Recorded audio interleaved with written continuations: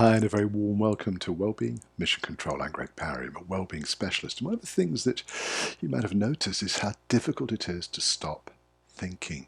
How do you make your mind a little calmer? How do you slow down the process? How do we take better control of that stream of consciousness that seems to be running all the time without any break or cessation? It's a very important point because most of the people I work with really experience this particular problem. They find it very difficult to switch off. Now, part of the problem is the way that we're living today because we are completely addicted to our mobile phones. We're constantly checking. Now, I know the algorithms behind the software that power those little machines, social media, has been designed to grab your attention just for short little bites all the time. And people really suffer from a form of distress when they don't have the phone in their hand. We've lost touch with our natural ability to focus the mind, to calm it down, to take control of the way the thoughts and feelings arise.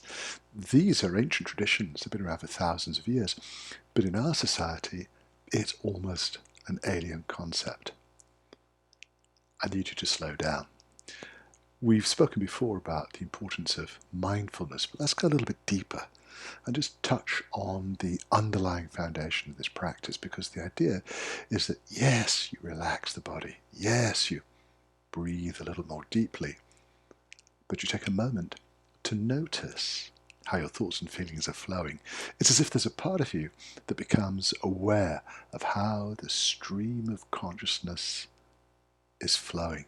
And in that moment, you experience the beginnings of a sense of detachment, so that your thoughts and feelings no longer carry you along. In many ancient traditions, they say that our thoughts are like a fierce wind that blows us around like a leaf in a hurricane. It's not a bad description. Our mission is to step out of that environment so that we can learn how to become more calm, centered, balanced, and relaxed. It changes our perception. But the most important thing is you notice that your mind no longer is driving you. It's no longer the dominant, irresistible force that you've been fighting for all these years.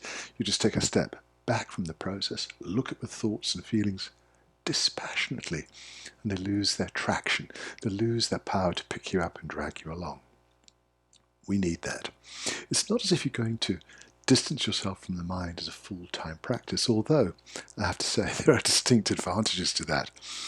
But if you pick up that habit a couple of times a day, you'll notice that you develop the ability to tone down the intensity. Now, I've worked with people who will wake up at 1 o'clock in the morning, grab their phones and start checking social media.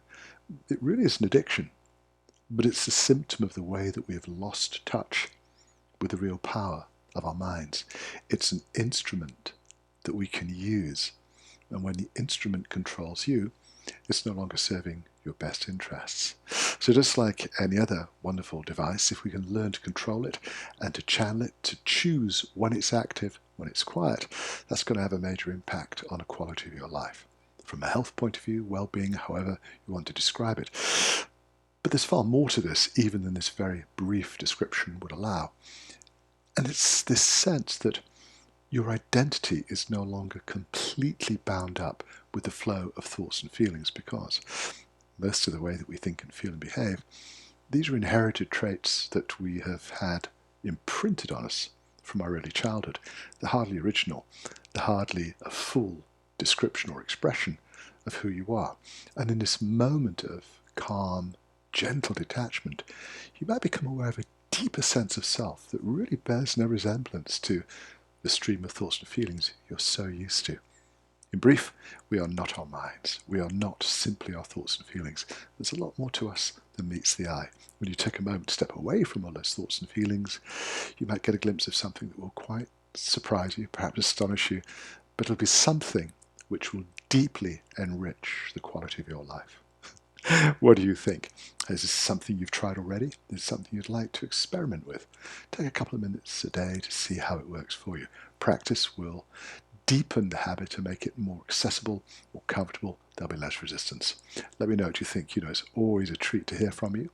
And as I'm looking forward to being back with you very soon, allow me to wish you a wonderful day. Be back with you soon.